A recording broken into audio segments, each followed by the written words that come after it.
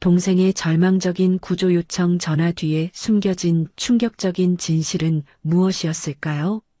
별 2개를 내려놓겠다는 극단의 각오로 벌인 마지막 승부의 결과는 어떻게 되었을까요? 오늘의 이야기 시작합니다. 그 전에 잠깐 구독과 좋아요 눌러주시면 복 받으실 거예요. 새벽 5시 국방부 인권정책단장실에 불이 켜졌습니다. 강서진 소장은 이미 2시간째 책상에 앉아 있었죠. 오늘은 특별한 날이었습니다. 동생 도윤이의 입대식이 있는 날이었거든요. 서진은 거울 앞에서 군복을 다시 한번 정돈했습니다. 가슴팍에 반짝이는 별 2개가 아침 햇살을 받아 빛났죠. 육군 최초의 여성 보병 소장이라는 타이틀이 따라다니지만 오늘만큼은 그저 누나일 뿐이었습니다. 도윤아, 긴장되지? 서진이 차 안에서 동생에게 물었습니다. 누나가 옆에 있는데 뭐가 무서워? 도윤이 환하게 웃었습니다. 20살 청년의 얼굴에는 아직 앳된 모습이 남아 있었죠. 훈련소 정문에 도착하자 사람들의 시선이 집중되었습니다.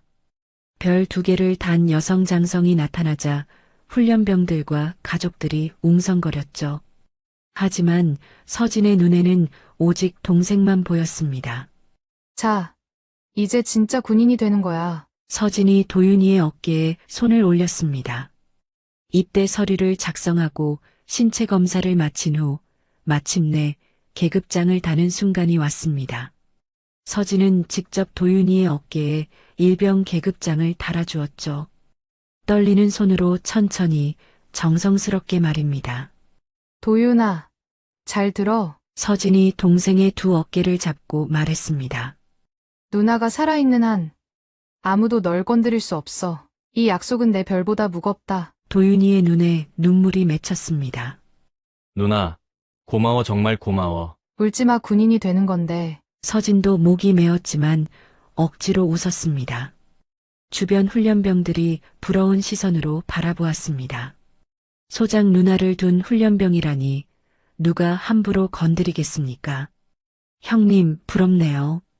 소장님이 누나시라니. 옆에 선 훈련병이 도윤이에게 말했습니다. 에이, 군대에서는 그런 거 상관없어. 다들 똑같이 힘들 거야. 도윤이 겸손하게 답했죠. 마지막 포옹을 나눈 후 서진은 차에 올랐습니다. 백미러로 손을 흔드는 도윤이를 바라보며 서진은 다짐했습니다. 동생을 지켜내겠다고 그 어떤 일이 있어도 말입니다. 그날 밤 서진은 오랜만에 편안히 잠들었습니다. 동생이 안전한 곳에 있다는 생각에 마음이 놓였거든요. 하지만 서진은 몰랐습니다. 몇 달 후 그 약속이 얼마나 무거운 시험대에 오르게 될지를요. 석 달이 흘렀습니다. 서진은 매주 도윤이와 통화를 나누며 군 생활 적응 상황을 확인했죠. 처음 몇 주는 힘들다고 했지만 점차 적응해가는 모습이었습니다. 훈련도 잘 따라가고 있고 동기들과도 잘 어울린다고 했거든요. 그런데 어느 토요일 밤 갑작스럽게 도윤이로부터 전화가 걸려왔습니다. 평소 정해진 시간이 아닌데도 말입니다. 여보세요? 서진이 받자마자 이상한 기운을 느꼈습니다. 누나, 도윤이의 목소리가 떨리고 있었습니다. 나 좀 살려줘. 도윤아, 무슨 일이야? 어디 아파? 서진이 벌떡 일어났습니다. 누나, 제발 여기서 나가고 싶어. 더 이상 못 견디겠어. 도윤이의 목소리는 울음에 젖어 있었습니다. 야, 강도윤. 지금 무슨 상황인지 제대로 말해봐. 서진의 가슴이 쿵쾅거렸습니다. 하지만 그 순간 전화가 끊어졌습니다. 다시 걸어봐도 연결되지 않았죠.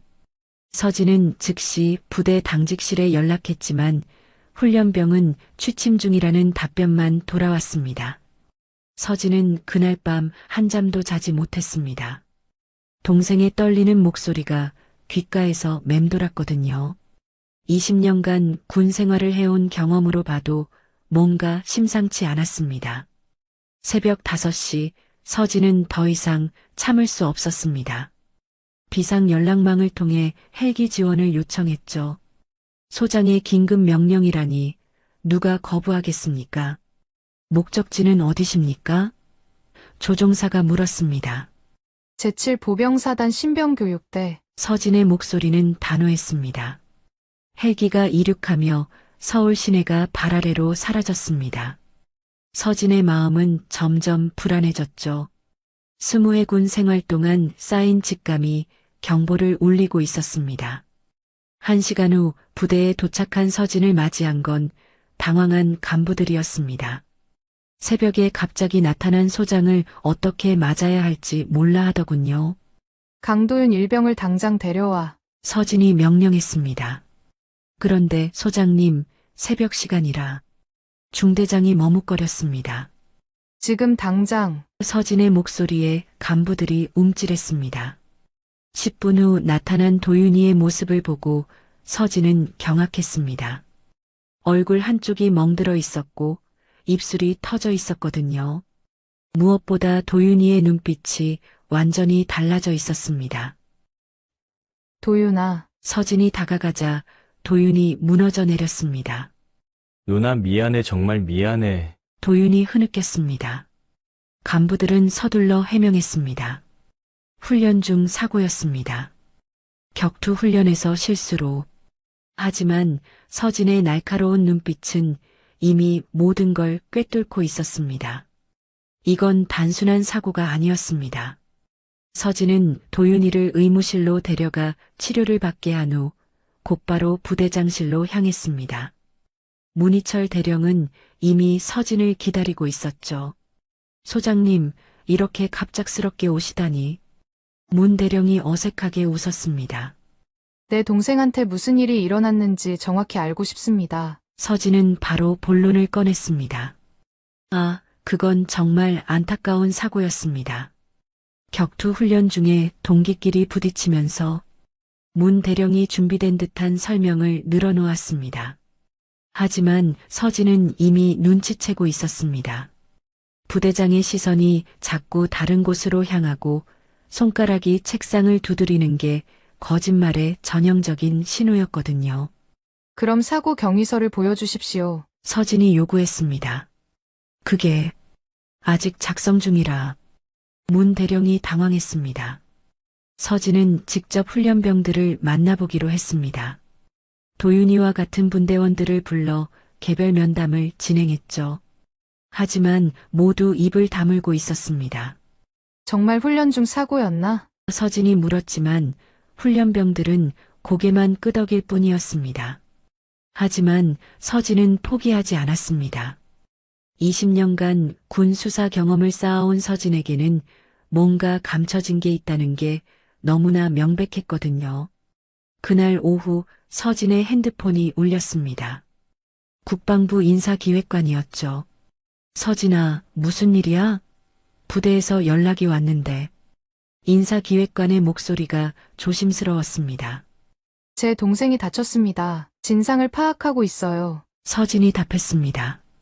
그런데 말이야, 너무 과도하게 개입하는 건 아닌가 싶어. 군인의 명예를 위해서라도 조용히 처리하는 게 좋지 않을까? 서진은 전화를 받으며 씁쓸했습니다. 벌써 압력이 들어오고 있었거든요. 명예요. 진짜 군의 명예가 뭔지 아십니까? 서진의 목소리가 차갑게 식었습니다. 서진아, 내 앞길도 생각해야지. 소장까지 올라온 게 쉬운 일이었나? 전화를 끄는 서진은 창밖을 바라보았습니다. 훈련병들이 구보를 하는 모습이 보였죠. 그 중에는 도윤이도 있었습니다. 여전히 절뚝거리면서도 훈련에 참여하고 있었거든요. 저녁 무렵 서진은 도윤이를 다시 만났습니다. 도윤아, 누나한테 정말 무슨 일인지 말해봐. 서진이 다정하게 물었습니다. 하지만 도윤이는 고개를 저었습니다. 정말 훈련 중 사고예요. 누나, 걱정하지 마세요. 도윤이의 눈빛에서 두려움을 읽은 서진은 확신했습니다. 분명 뭔가 더 큰 일이 숨겨져 있다고 말입니다. 그리고 그 일이 도윤이를 이렇게 만든 거라고요. 도윤아, 누나를 믿어. 누나가 반드시 지켜줄게. 서진이 도윤이의 손을 잡았습니다. 그 순간 서진은 마음속으로 다짐했습니다. 아무리 큰 압력이 와도, 아무리 많은 방해가 있어도 반드시 진실을 찾아내겠다고 말입니다. 내 별은 누굴 지키기 위해 달았는지 잊지 않겠다고요. 서진이 부대를 떠난 지 사흘 후 예상치 못한 연락이 왔습니다. 훈련병 하나가 은밀히 접촉해온 것이었죠. 김동아 일병이었습니다.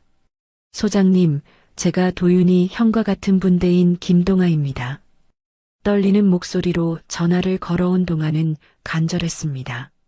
꼭 만나 뵙고 싶습니다. 서진은 부대 근처 조용한 카페에서 동아를 만났습니다. 19살 청년의 얼굴은 창백했고 손은 계속 떨리고 있었죠. 소장님, 저희가 거짓말했습니다. 동아가 고백을 시작했습니다.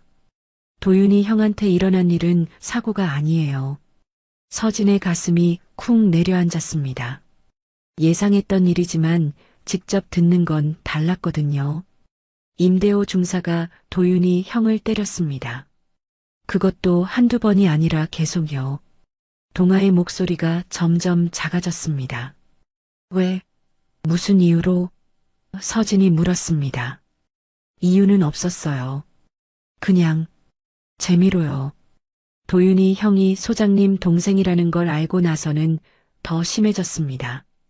질투였는지 열등감이었는지 동아는 더 충격적인 이야기를 털어놓았습니다. 임대호 중사는 단순한 폭행만 한 게 아니었습니다. 성추행까지 서슴지 않았거든요. 목욕탕에서, 내무반에서 도윤이 형뿐만 아니라 다른 훈련병들도 당했어요. 동아가 울먹였습니다. 서진은 분노로 온몸이 떨렸습니다. 하지만 감정을 억누르고 차분히 물었습니다. 다른 간부들은 모르고 있었나? 알고 있었어요. 다들 알고 있었는데 모른 척했습니다. 아니, 부대장도 알고 있었어요. 동아는 더 놀라운 사실을 폭로했습니다. 부대 내에서 불법 도박이 벌어지고 있었고 물자 횡령도 일상적으로 일어나고 있었다는 것이었죠. 임대호 중사는 그 중심에 있었고 부대장 문희철 대령은 이 모든 걸 묵인하고 있었습니다. 왜 이제야 말하는 거야? 서진이 물었습니다. 무서웠어요. 임 중사가 협박했거든요. 발설하면 군 생활을 지옥으로 만들어주겠다고. 동아가 떨었습니다. 서진은 즉시 증거 수집에 나섰습니다. 동아와 함께 다른 피해자들을 찾아냈고 하나씩 증언을 받기 시작했죠. 핸드폰으로 몰래 찍힌 사진들, 녹음 파일들, 그리고 상처 사진들까지 이 모든 걸 군 수사기관에 제출하겠습니다. 서진이 결심했습니다. 하지만 며칠 후 충격적인 소식이 들려왔습니다. 군 수사기관에서 증거 불충분이라며 사건을 반려한 것이었죠. 서진은 직접 수사기관장을 찾아갔습니다. 어떻게 이렇게 명백한 증거들을 증거 불충분이라고 할 수 있습니까? 서진이 따졌습니다. 소장님, 이런 사건들은 신중하게 접근해야 합니다. 자칫군 전체의 명예에 먹칠할 수 있거든요. 수사기관장의 답변은 뻔했습니다. 그날 밤 서진은 국방부 고위 관계자로부터 전화를 받았습니다. 서진이, 이 일 그만 접어둬. 내가 지금까지 쌓아온 것들을 생각해봐. 제가 쌓아온 게 뭡니까? 이런 부정의를 묵인하라고 별을 단 게 아닙니다. 군인은 조직을 생각해야 해. 개인의 감정으로 행동하면 안 되는 거야. 전화를 끊은 서진은 거울 속 자신을 바라보았습니다. 별 2개가 무겁게 느껴졌습니다. 하지만 포기할 수는 없었습니다. 도윤이를 향한 약속, 그리고 진정한 군인으로서의 사명이 서진을 지탱했거든요. 서진이 증거를 수집하며 사건 해결에 매진하고 있을 때 예상치 못한 일이 벌어졌습니다. 핵심 증인이던 김동아 일병이 갑자기 증언을 번복한 것이었죠. 소장님, 죄송합니다. 제가 잘못 봤나 봅니다. 동아의 목소리는 기계적이었습니다. 그냥 훈련 중 사고였던 것 같아요. 서진은 믿을 수 없었습니다. 며칠 전까지만 해도 그토록 절실하게 진실을 털어놓던 동아가 완전히 다른 사람이 된 것 같았거든요. 동아야, 무슨 일이 있었어? 누가 협박했나? 서진이 다급하게 물었습니다. 하지만 동아는 고개만 저었습니다. 아무도 협박 안 했어요. 그냥 제가 착각했던 것 같습니다. 동아뿐만 아니었습니다. 다른 피해자들도 하나둘씩 침묵하기 시작했죠. 증언을 해주겠다던 훈련병들이 연락을 피하거나 만나더라도 기억이 잘 안 난다며 말을 바꿨습니다. 서진은 무슨 일인지 알아보기 위해 다시 부대를 찾아갔습니다. 그런데 분위기가 완전히 달라져 있었어요. 훈련병들은 서진을 피하려 했고 간부들은 노골적으로 불편해했습니다. 소장님, 자꾸 이러시면 부대 분위기가 안 좋아집니다. 문희철 대령이 불만을 토로했습니다. 훈련병들이 다 위축되어 있어요. 진실을 밝히려는 게 잘못인가요? 서진이 반박했습니다. 소장님, 동생 일은 이미 해결됐지 않습니까? 치료도 받고 이제 멀쩡하게 훈련받고 있는데요. 서진은 도윤이를 다시 만났습니다. 하지만 도윤이도 달라져 있었어요. 누나, 이제 그만해. 도윤이가 간청했습니다. 나 때문에 누나까지 힘들어하는 거 보기 싫어. 도윤아, 이건 너만의 문제가 아니야. 다른 훈련병들도. 누나. 도윤이가 처음으로 누나에게 소리쳤습니다. 제발 그만해. 나 더 이상 못 견디겠어. 서진은 충격을 받았습니다. 도윤이가 자신에게 소리친 건 태어나서 처음이었거든요. 그날 저녁 서진은 또 다른 압력을 받았습니다. 국방부 차관보가 직접 연락을 한 것이었죠. 서진 소장, 이번 일로 상부에서 많이 곤란해하고 있어. 차관보의 목소리는 위협적이었습니다. 무엇이 곤란하다는 건가요?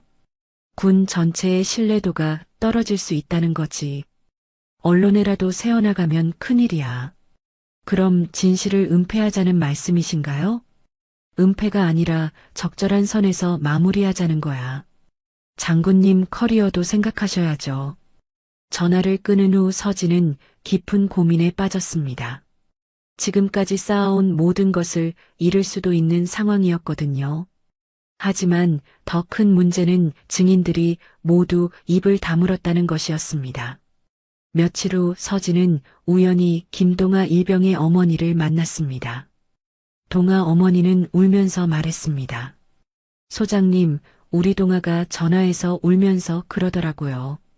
계속 말하면 동기들이 다 피해를 본다고, 자기 때문에 모두가 힘들어진다고. 서진은 그제야 깨달았습니다. 가해자들이 단순히 증인들을 협박한 게 아니라 동료의식을 이용해 죄책감을 느끼게 만든 것이었죠. 그날 밤 서진은 거울 앞에 서서 자신의 별을 바라보았습니다.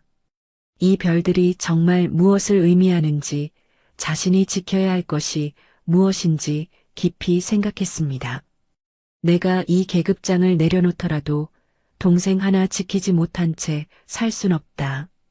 서진이 중얼거렸습니다. 그 순간 서진은 극단의 선택을 결심했습니다. 모든 걸 걸고 정면 승부를 하기로 한 것이었죠. 다음 날 아침 서진은 국방부 고위급 회의에 참석했습니다. 평소와 다름없이 보이려 노력했지만 마음속으로는 이미 결심을 굳혔었죠. 오늘이 모든 것을 결정짓는 날이 될 것이라고 말입니다. 회의는 차관보 주재로 각 군 주요 보직자들이 참석한 원래 정책회의였습니다. 안건들이 하나씩 처리되고 있었는데 서진은 조용히 자신의 차례를 기다리고 있었습니다. 다음 안건은 차관보가 말하려는 순간이었습니다. 잠깐만요. 서진이 갑자기 일어섰습니다. 회의실의 모든 시선이 서진에게 집중됐습니다. 예정에 없던 발언이었거든요. 국방부 인권정책단장으로서 긴급히 보고드릴 사안이 있습니다. 서진의 목소리는 침착했지만 단호했습니다. 차관보가 당황한 표정을 지었습니다. 서진 소장, 그건 회의 후에. 아닙니다. 지금 당장 말씀드려야 할 사안입니다. 서진이 가져온 서류 뭉치를 테이블 위에 올렸습니다.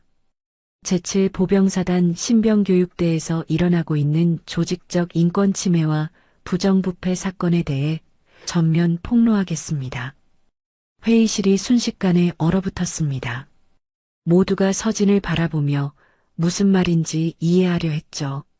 서진은 준비해온 증거들을 하나씩 제시하기 시작했습니다. 사진, 녹음 파일, 의료 기록, 증언서. 모든 것이 체계적으로 정리되어 있었습니다. 임대호 중사의 지속적인 신병 폭행 및 성추행, 문희철 대령의 조직적 은폐, 그리고 이를 묵인한 상급 부대까지. 이 모든 것이 우리 군의 현실입니다. 차관보가 제지하려 했습니다. 서진 소장, 이런 자리에서 이런 얘기를 언제 하겠습니까? 서진이 차관보의 말을 끊었습니다.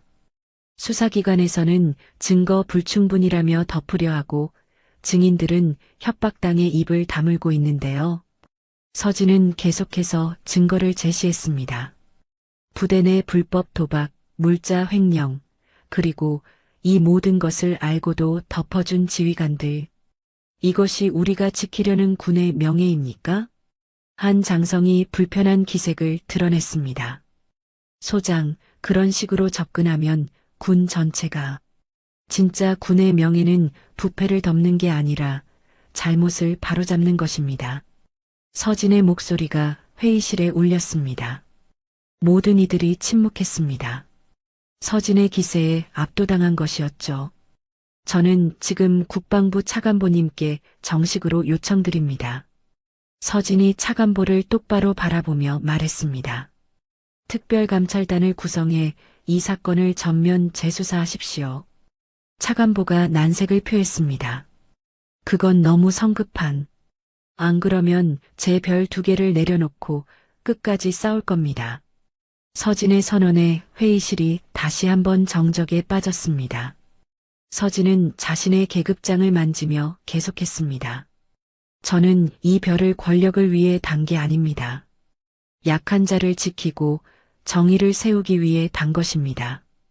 제 동생 일로 시작된 일이지만 이건 이제 모든 장병들의 문제입니다. 저는 한 명의 장병도 포기하지 않겠습니다. 차관보와 다른 참석자들이 서로 눈치를 살폈습니다. 서진의 각오가 진심이라는 걸 모두가 느꼈거든요. 만약 이 요청을 거부하신다면 저는 지금 당장 사표를 제출하고 언론에 이 모든 사실을 공개하겠습니다. 서진의 마지막 통첩이었습니다. 긴 침묵이 흘렀습니다. 마침내 차관보가 입을 열었습니다. 검토해 보겠습니다. 서진은 고개를 끄덕였습니다. 감사합니다. 24시간 안에 답변 주시기 바랍니다. 24시간 후 국방부는 서진의 요구를 받아들였습니다. 특별감찰단이 구성되어 제7보병사단으로 급파된 것이었죠. 서진의 각오가 진심이었다는 걸 깨달은 상부의 결정이었습니다. 감찰단은 국방부 감찰실장을 단장으로 한 10명의 전문 요원들로 구성되었습니다. 서진도 참관자 자격으로 동행했죠. 이번에는 그 누구도 진실을 막을 수 없을 것이었습니다. 부대에 도착한 감찰단을 맞이한 문희철 대령의 얼굴은 창백했습니다. 이미 소문이 돌았는지 부대 전체가 긴장 상태였죠. 전 장병과 간부를 대상으로 개별 면담을 실시하겠습니다. 감찰단장이 선언했습니다. 그리고 모든 증거를 다시 수집하겠습니다. 이번에는 달랐습니다. 국방부 직속 감찰단이 나서자 훈련병들이 하나둘씩 입을 열기 시작했거든요. 김동아도 다시 용기를 냈습니다. 정말 미안했어요, 소장님. 무서워서 거짓말했어요. 동아가 눈물을 흘리며 말했습니다. 감찰단은 체계적으로 증거를 수집했습니다.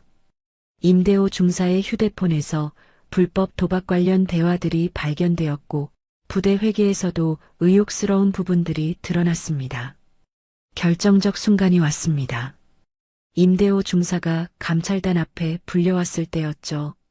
중사 강도윤 일병에 대한 폭행 혐의를 부인하시겠습니까? 감찰관이 물었습니다. 그런 일은 없었습니다. 임 중사가 끝까지 부인했습니다. 그때 감찰관이 휴대폰 녹음 파일을 틀었습니다. 임 중사가 다른 간부와 나눈 대화였죠. 도윤이 그놈 소장 누나 둔 게 뭐 대수냐? 더 세게 굴어줘야 정신 차리지. 임 중사의 얼굴이 하얗게 질렸습니다. 자신의 목소리가 너무나 선명하게 들렸거든요. 이것도 부인하시겠습니까? 감찰관의 차가운 질문에 임 중사는 더 이상 말할 수 없었습니다. 며칠간의 조사 끝에 충격적인 진실들이 밝혀졌습니다. 임대호 중사는 도윤이뿐만 아니라 다른 여러 훈련병들을 상습적으로 폭행하고 성추행했습니다. 부대 내에서는 간부들이 주도하는 불법 도박이 성행하고 있었고 급식비와 물품비를 빼돌리는 일도 일상적이었죠. 문희철 대령은 이 모든 것을 알고도 묵인했을 뿐만 아니라 일부는 직접 관여하기도 했습니다. 감찰단장이 서진에게 말했습니다. 소장님이 아니었다면 이런 일들이 계속 묻혔을 겁니다. 정말 용기 있는 결정이었습니다. 수사 결과에 따라 즉시 조치가 내려졌습니다. 임대호 중사는 신병 폭행 및 성추행 혐의로 현장에서 체포되었고 문희철 대령도 조직적 은폐 및 부정부패 혐의로 구속되었습니다. 다른 연루된 간부들도 줄줄이 처벌받았죠. 부대 전체가 대대적인 개혁에 들어갔습니다. 가장 중요한 것은 피해자들이 안전해진 것이었습니다. 도윤이를 비롯한 피해 훈련병들은 안전한 다른 부대로 전속 조치되었죠. 서진이 도윤이를 만났을 때 도윤이의 표정이 많이 밝아져 있었습니다. 누나, 정말 고마워. 처음에는 누나가 너무 나서는 것 같아서 부담스러웠는데 도윤이가 미안해했습니다. 미안해할 건 누나야. 더 빨리 알아차리지 못해서. 서진이 도윤이의 어깨를 토닥였습니다. 이제 정말 괜찮아. 새 부대는 정말 좋아. 간부들도 친절하고 훈련병들도 서로 잘 도와줘. 서진은 안도의 한숨을 쉬었습니다. 긴 싸움이 끝나고 마침내 진실이 승리한 것이었죠. 한 달 후 서진은 조용히 도윤이의 새 부대를 찾아갔습니다. 이번에는 헬기가 아닌 개인 차량으로, 그리고 사전 연락 없이 말입니다. 그저 동생의 안부가 궁금한 누나의 마음으로요. 부대 정문에서 도윤이를 기다리고 있을 때 서진은 몰라보게 달라진 동생의 모습을 보았습니다. 얼굴에는 건강한 혈색이 돌았고 걸음걸이도 당당했죠. 무엇보다 눈빛이 살아있었습니다. 누나. 도윤이 뛰어와 서진을 안았습니다. 갑자기 왜 와? 연락도 안 하고. 그냥 보고 싶어서. 어때, 새 부대는? 서진이 물었습니다. 정말 좋아. 간부들도 다르고 분위기도 완전히 달라. 여기서는 진짜 군인이 되는 기분이야. 도윤이의 대답에서 진심이 느껴졌습니다. 둘은 부대 근처 벤치에 앉아 이야기를 나누었습니다. 누나, 그때 정말 미안했어. 누나한테 소리 지르고. 도윤이가 고개를 숙였습니다. 무슨 소리야? 그때 내가 얼마나 힘들었는데. 서진이 도윤이의 머리를 쓰다듬었습니다. 처음에는 누나가 왜 그렇게까지 하나 싶었어. 그냥 참고 견디면 될 것 같았거든. 하지만 이제 알겠어. 누나가 지킨 건 나만이 아니라 다른 모든 후배들이었구나. 서진의 눈가에 눈물이 맺혔습니다. 도윤아, 이제 괜찮아. 정말로 괜찮아. 응, 누나. 정말 고마워. 며칠 후 서진은 예상치 못한 소식을 들었습니다. 국방부에서 인권개혁위원장직을 제안한 것이었죠. 서진 소장의 용기와 신념이 군 전체에 새로운 변화를 가져왔습니다. 국방부 장관이 직접 말했습니다. 앞으로 군 인권 개선을 위해 더 큰 역할을 맡아주시기 바랍니다. 서진은 흔쾌히 받아들였습니다. 이번 일을 계기로 더 많은 장병들을 보호할 수 있는 시스템을 만들고 싶었거든요. 새로운 보직을 맡은 서진은 정군 차원의 인권 교육 프로그램을 도입했습니다. 부대 내 익명신고 시스템도 구축했죠. 무엇보다 피해자 보호 체계를 대폭 강화했습니다. 몇 주 후 한 방송사에서 인터뷰 요청이 들어왔습니다. 군 인권 개선 사례로 서진의 이야기를 다루고 싶다는 것이었죠. 어떤 계기로 이런 변화를 만들어내셨나요? 기자가 물었습니다. 서진은 잠시 생각했습니다. 그리고 조용히 대답했습니다. 강한 군대는 약한 병사를 보호할 줄 아는 곳입니다. 계급장이 높다고 해서 저절로 존경받는 게 아니에요. 진짜 리더는 가장 약한 사람까지 지켜낼 때 만들어지는 거죠. 앞으로의 계획은 무엇인가요? 군대가 정말 안전한 곳이 되도록 하는 겁니다. 모든 부모가 안심하고 자녀를 보낼 수 있는, 그리고 모든 장병이 자부심을 가지고 복무할 수 있는 곳으로 만들고 싶어요. 인터뷰를 마친 서진은 창밖을 바라보았습니다. 아침 햇살이 사무실로 쏟아져 들어오고 있었죠. 가슴팍에 별 2개가 햇빛을 받아 반짝였습니다. 이제 그 별들은 단순한 계급장이 아니었습니다. 지켜낸 약속의 증표였고 앞으로도 지켜나갈 사명의 상징이었죠. 서진은 휴대폰을 꺼내 도윤이에게 문자를 보냈습니다. 도윤아, 오늘도 고생 많아. 누나가 항상 내 편이야. 곧 답장이 왔습니다. 누나도 고생 많아. 누나 덕분에 나뿐만 아니라 많은 후배들이 안전해졌어. 정말 자랑스러운 누나야. 서진은 미소 지었습니다. 그 약속은 지켜졌고 앞으로도 계속 지켜나갈 것입니다. 아침 하늘 아래 서진의 별 2개는 오늘도 빛나고 있었습니다. 오늘도 귀한 시간 내어 끝까지 시청해주신 구독자 여러분 진심으로 감사드립니다. 오늘의 이야기가 마음을 울렸다면 구독과 좋아요, 댓글 부탁드립니다.